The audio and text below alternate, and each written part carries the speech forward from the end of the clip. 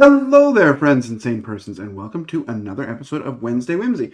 My name is Kyle, and Wednesday Whimsy is a short show I do every Wednesday evening where I talk about a board game, a top 10 list, or some other board game-related topic, whatever happens to be on my mind. This week, I'm talking about something I mentioned last week. I mentioned it on Sunday on the other Würfel cast with Ilya. But what I'm talking about today is a game that kind of captivated me for an interesting reason, and that is, of course, because it was on GameFound, and it will just ended right now, very recently, and yet it arrived at my home before the campaign was even finished. And since that's, not happened before, and I know, it was really just a pre-order, whatever, I figured I'd talk about it. I spent all last weekend playing it, because I was really curious to sort of see how it worked. And that game is Labyrinth Chronicles. I've just got the lid here. The box you can see is very large, but I have the rest upstairs. Anyway, Labyrinth Chronicles is well, I'll tell you a little bit about it. So back in, I guess, 40 years ago, a game came out called Labyrinth, the Magical Labyrinth, I think it was called, and it was a game where you were trying to race. You had a certain number of, I believe, symbols you had to find, and you had the labyrinth, and it was a board of tiles, and you would take one, and you would push it out. You'd slide the whole row in, and then that would, of course, change the way the paths connected.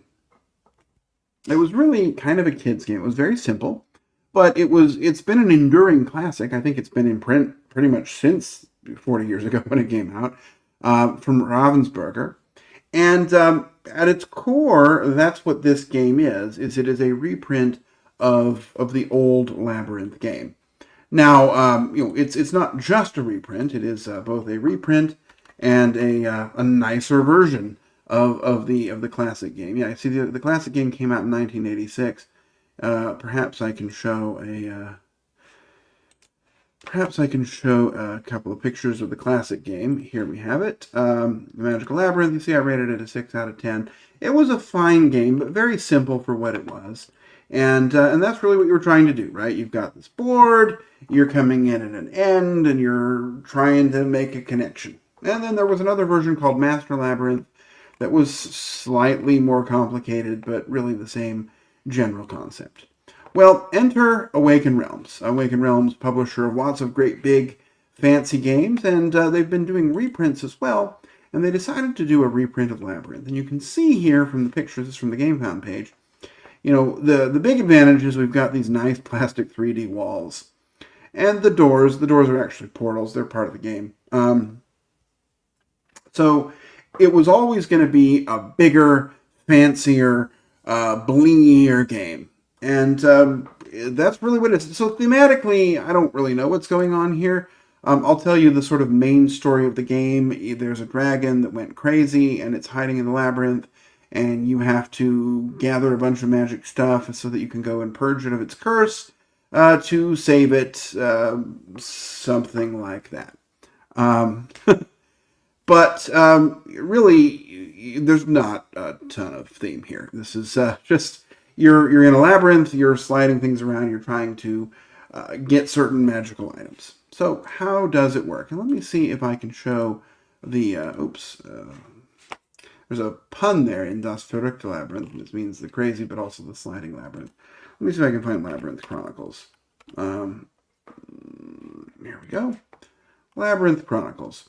So in Labyrinth Chronicles, what you're doing is you're working... So I'll say it starts out, to start out with, it comes with the classic version of the game. You can play the classic version with some updated rules, but really what you're trying to do is, in the new version, the Chronicles edition, it is a cooperative game.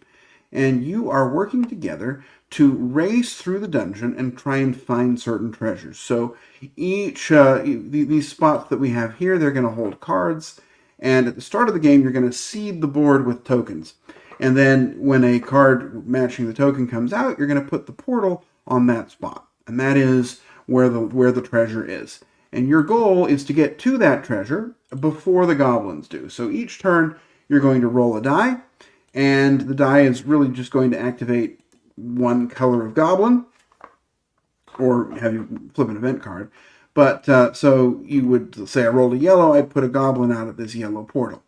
Now, if I roll another yellow before someone gets there, then the goblin's going to steal the treasure, and that's going to be a negative thing. That's going to influence your campaign score for the worse, and it's not going to help you meet the goals of the scenario. Your goal then is to find a way to get there. So each turn, there's one piece of the labyrinth that is outside, and so you can slide it in from any one of the 3, 6, 9, 12 sliding points. So there's some rows that don't slide, or some pieces that don't slide. And then you can also move yourself as far as you can, as far as you want to, along a path. So, for example, if I took this piece and I pushed it, I don't know, right here, well, then that would move this piece over here, and then I would have a path I could go up. You know, you're going to see how sliding one piece in changes the connections, which is kind of where the magic of the game comes in. And then I'll move, and hopefully I can get to one of the portals. If I get to a portal, I collect the item, I immediately replace it. Now, as you go through the game, you're going to unlock special abilities. Maybe you can move twice, maybe you can move a portal to you, maybe you can rotate one of the tiles. There's different ways that you can influence how the game's going to work. As you succeed, you get money, which are these gems, and you're going to use them to unlock buildings. Each building is going to give you a kind of a special ability. They're all themed around something different. And then it will give you some quests. If you complete the quest, it's going to unlock more ways that you can score, better special abilities, something like that. As you play through scenario after scenario, you're trying to get to certain score thresholds. You're going to want to score 20 points in a game, and then you'll want to score 25, and then 30, and then eventually 40. And you're going to be sort of leveling up. As you unlock more things, you're going to be able to score more. Like there's one that gives you these card crafting little plastic sleeves that you put in, and that's going to let you, make the thing worth more, or make it unlock special abilities for you. Then there's little quests you can do in the dungeon, or little missions you can do. A lot of different ways that the game is going to evolve with you. But eventually, so you're going to play till the deck is essentially done, and you're going to score, and then you'll play again. And small story beats, but eventually you'll get to a big boss. The big boss is going to have a couple of missions you have to complete in order to defeat it, and those are going to vary based upon the choices you made during the game. And if you're successful, you win. And that's really how it works. So, there you go. So what makes it special? Well, I'll start off by saying that I don't know that the old game of Labyrinth holds up that well. It's always felt like kind of a kid's game. It's light to look. I love a light game as much as the next person, but this is lighter than I enjoy. And a little bit more random than I would enjoy. So I mean, it's a game that I played a few times, but I don't know that it was ever a favorite of mine, and I don't think it ever would be. This new version really elevates it. So I'll tell you, it comes with the base game and the Master Labyrinth variant, so you can play both of those games out of the box. And both of them are phenomenally improved by the better components. These 3D walls, they seem extravagant, but they're really very nice. They feel great. They give the dungeon sort of a real 3D feel to it. And it really is almost just a fun toy to kind of slide the pieces in and see how the paths are going to change. I find that to be endlessly endearing. It would be a great way to play those two games, although I don't know that it would be worth the cost if it were just those two games. But the production quality here is really something special. Another thing that I didn't mention, but as you unlock things in the game, there's there are these magnets, and in the lid of the box, there's sort of a picture of the labyrinth, and you can put the things on there, and they'll stick, and you're kind of creating your world as you unlock things, and you can move them around.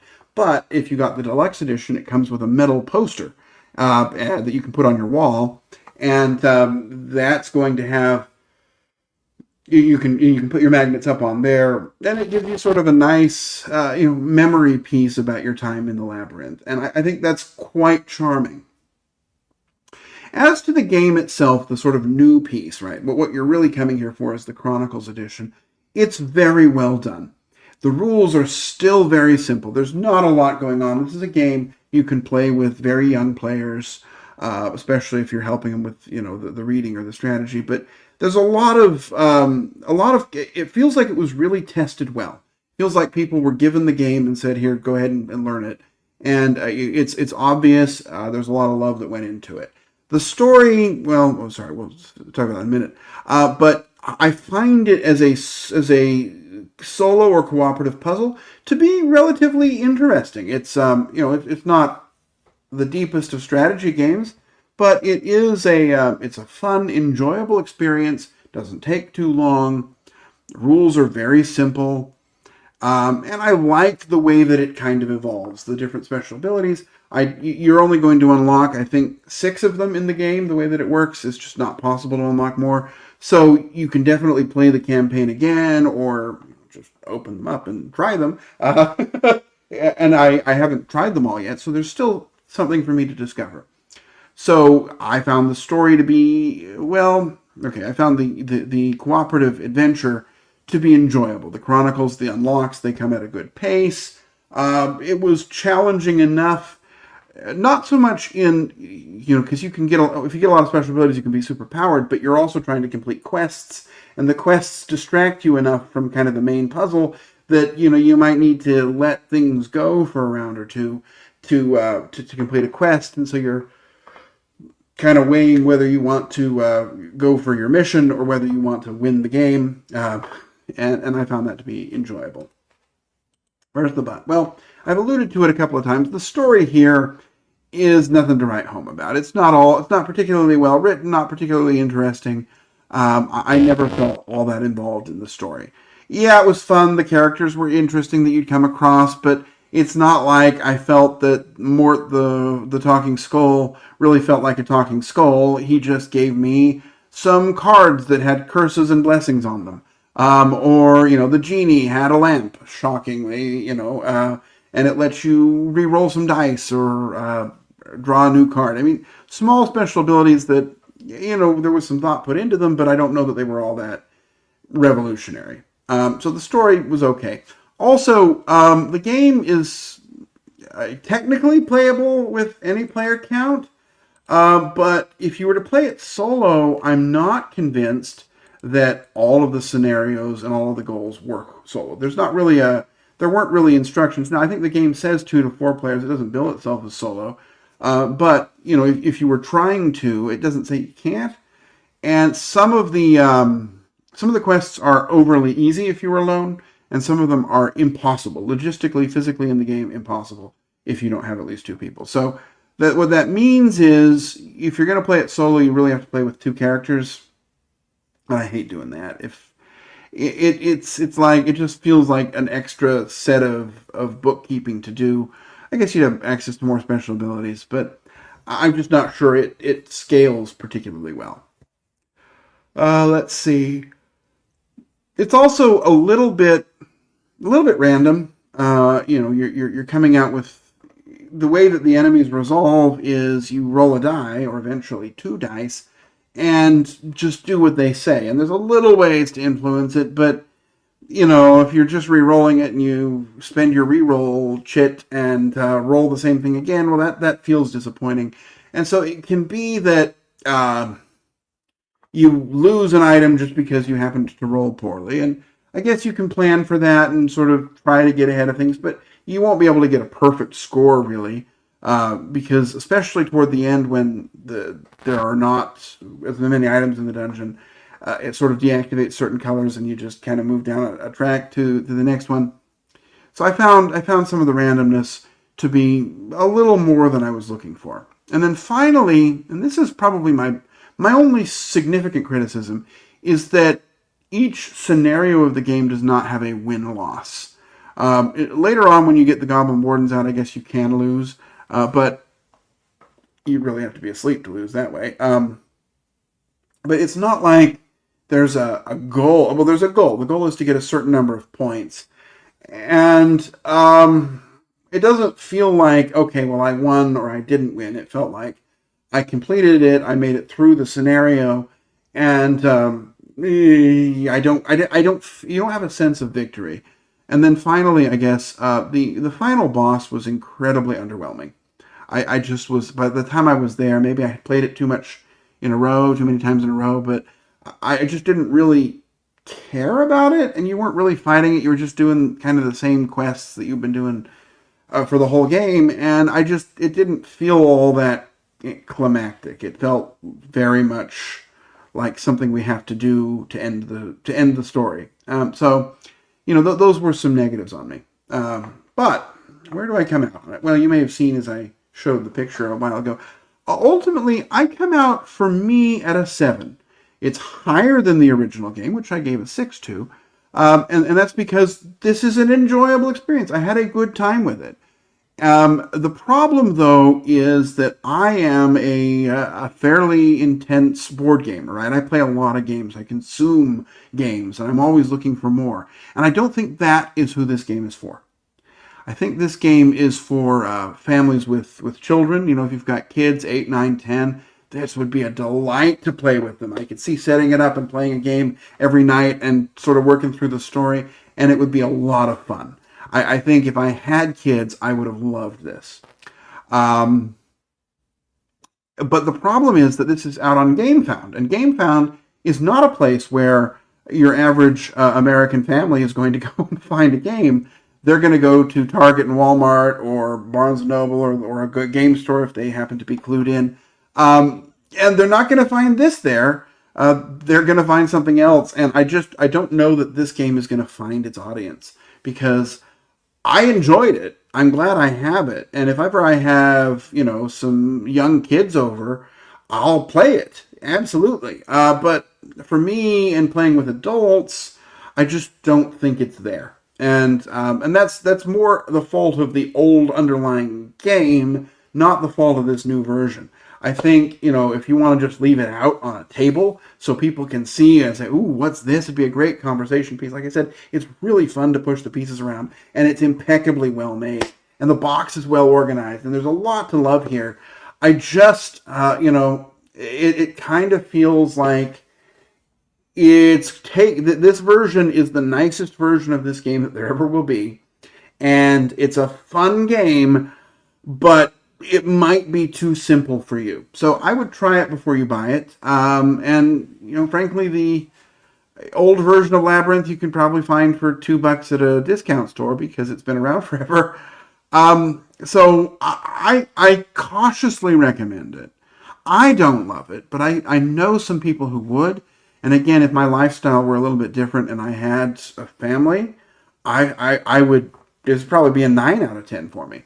But for me, and for the kinds of games I enjoy, it's a 7. So, good, but it didn't blow my socks off. However, it came with 6 days before the GameFound campaign was done. So, hats off, fezzes up to that. And anyway, I've talked about this enough. Go check it out if it sounds interesting to you. That's Labyrinth Chronicles, 7 out of 10. And that is all I have for you today. I'm going to be back again next week with another topic. We'll see what it is. But until then, I'm going to wish you safe travels, courage when you need it, and I hope to see you again soon on another episode of Wednesday Whimsy. Bye-bye.